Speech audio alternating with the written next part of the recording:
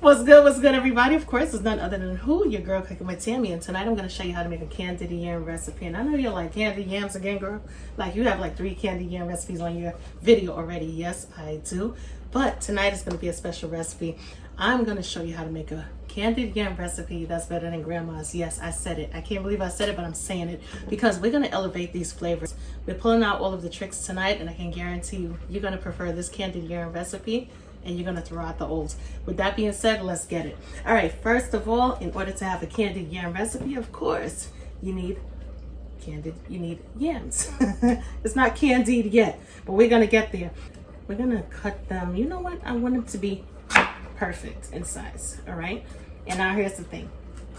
Me saying perfect, it's not gonna be perfect, but it is gonna be somewhat around the same size because I want all of these yams to cook at the same rate. I'm gonna go ahead and cut these off camera. And once I'm done, I'm gonna come back and we are gonna definitely have some fun with this recipe. All right, first thing we're gonna add to our pot is our butter. All right, now here's the thing, it's really important for the pot not to be too hot. Warm enough to melt the butter and obviously break down the sugar, but you don't want it too hot because if it is too hot, what's going to happen is you are, instead of making candied yams, you're going to make crystallized yams. The sugar is going to crystallize and it's going to be, you're going to have to throw it away and start over.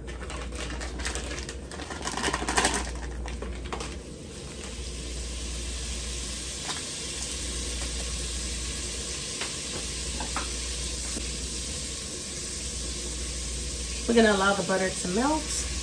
Let's bring in our sugar. We're going to add our lightly brown sugar. All right, light brown sugar is in.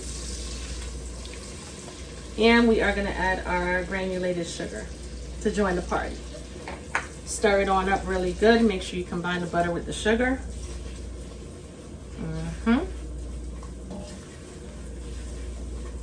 Butter to sugar ratio is perfect.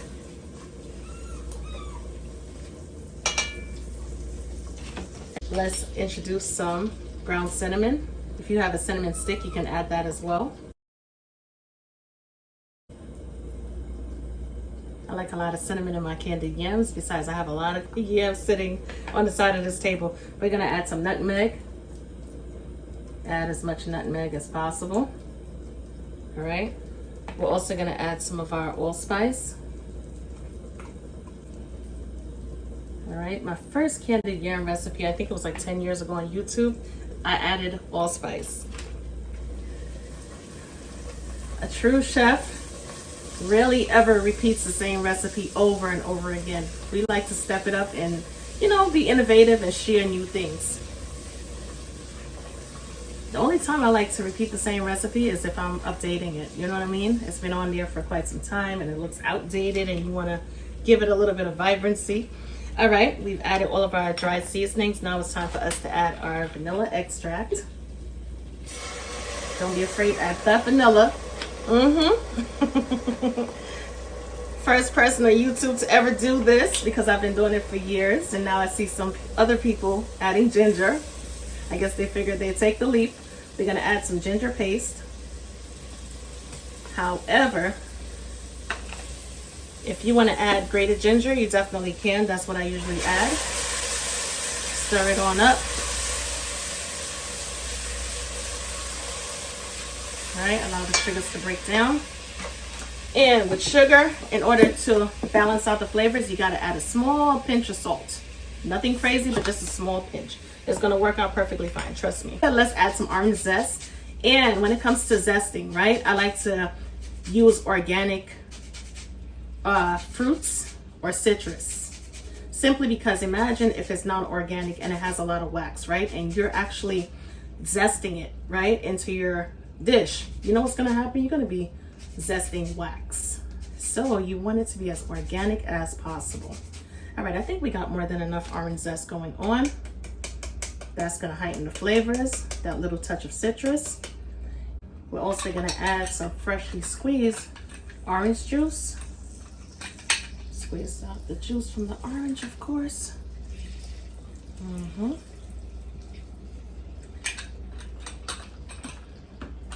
Let's add a little bit more. for that extra citrus flavor. After all, it is the holidays, and I got one more treat for you guys. And I know you'll never guess. You're gonna be like, wait, what? What else are you adding? Yeah. Even at this point, it's gonna taste lovely. All right, stir it on up once again. Perfect.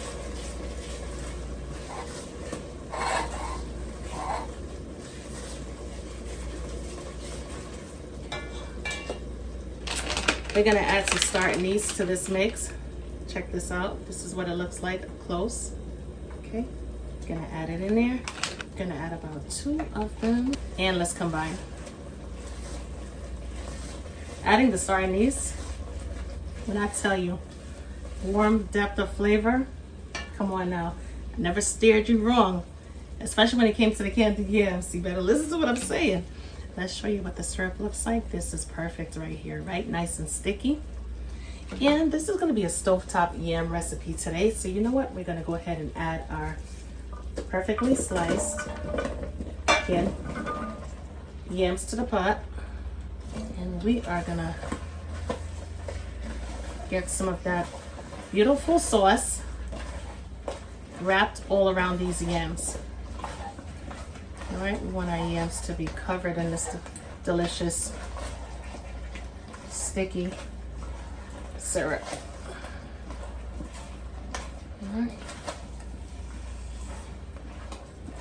All right, we are going to lower the flame. We're gonna cover it down. All right, I'm gonna be cooking on medium heat, and we're gonna cover it on down.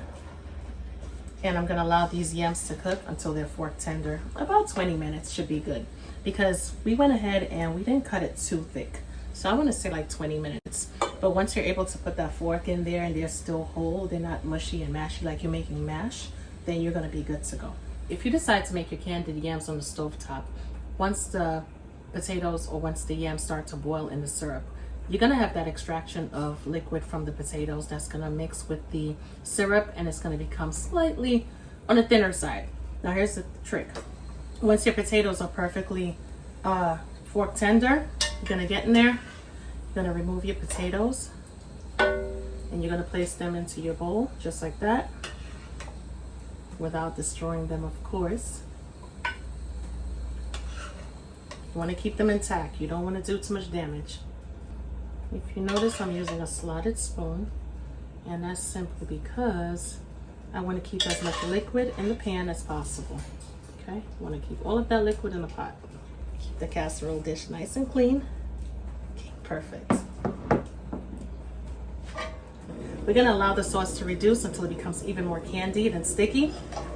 Check this out, nice and sticky. We're gonna go ahead and turn that stove off.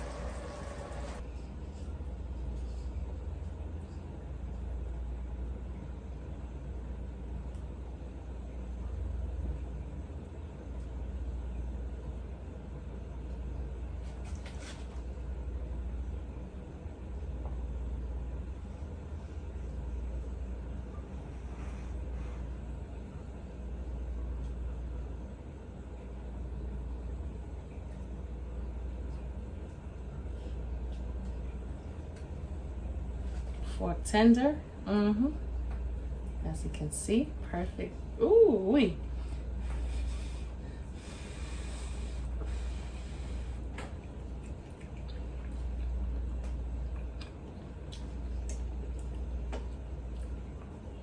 These are definitely a win-win, a winner.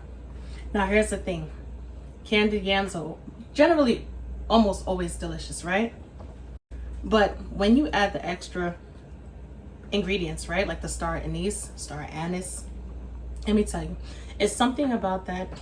It also has a sweet element to it, and it provides somewhat of a licorice flavor as well. Not to mention we have the ginger, so we have that perfect little hint of spice, and of course the cinnamon, the nutmeg, the warmth. Man, listen, give this recipe a try, my loves. Park the other recipes to the side, you hear me? If you are gonna make your candied yams this holiday season, let's step the flavors up. Let's elevate, let's elevate a little bit. Can't keep serving up the same old stuff over and over again. Let's try something different. If you're brave enough, give it a try. Let me know what you think. And I will definitely catch you guys in another video. Talk to you later. Bye, guys.